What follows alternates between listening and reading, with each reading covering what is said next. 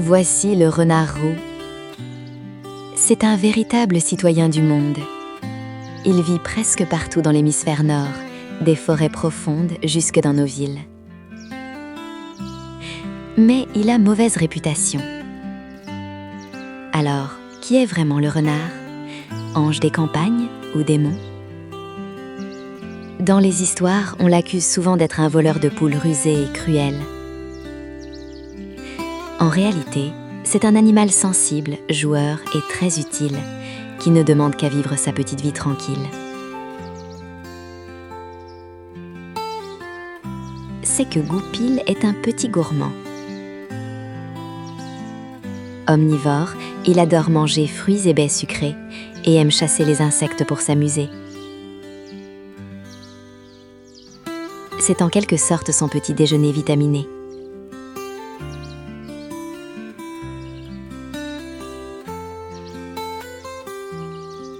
Il joue aussi le rôle de nettoyeur de la nature. En mangeant les animaux morts qu'il trouve, il évite que des maladies ne se propagent. C'est un vrai guérisseur.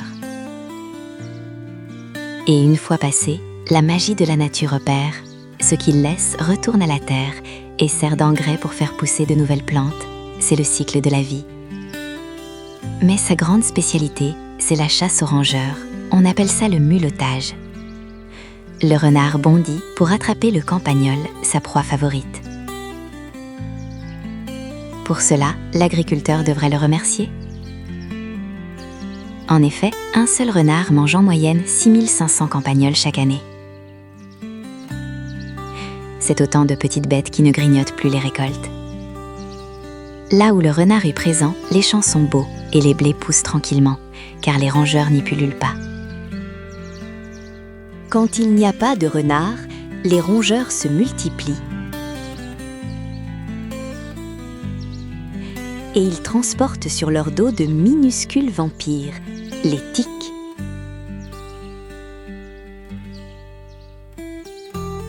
Ces tiques attendent dans les hautes herbes, prêtes à s'accrocher.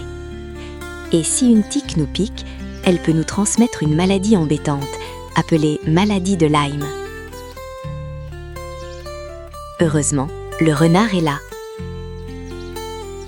En mangeant les rongeurs, il brise la chaîne et nous protège contre ces tiques infectées.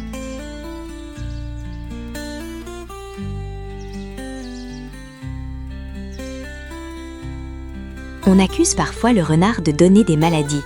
C'est possible, mais c'est surtout les chiens ou les chats qui peuvent nous les transmettre en nous léchant. En prévention, il faut bien laver les fruits du jardin et vermifuger ces animaux. Autrefois, le renard faisait peur à cause de la rage, une maladie qui rendait fou. On a essayé de le chasser pour ça, mais ça ne marchait pas. La solution? La science. On a donné des petits vaccins cachés dans des appâts. Et depuis 2001, la rage a totalement disparu en France. D'ailleurs, chasser le renard est une mauvaise idée. Si on le chasse, les survivants stressés s'enfuient partout et transportent les maladies. C'est totalement contre-productif. Alors, faut-il contrôler sa population? Pas besoin. Au Luxembourg, par exemple, la chasse est interdite et le renard ne pullule pas.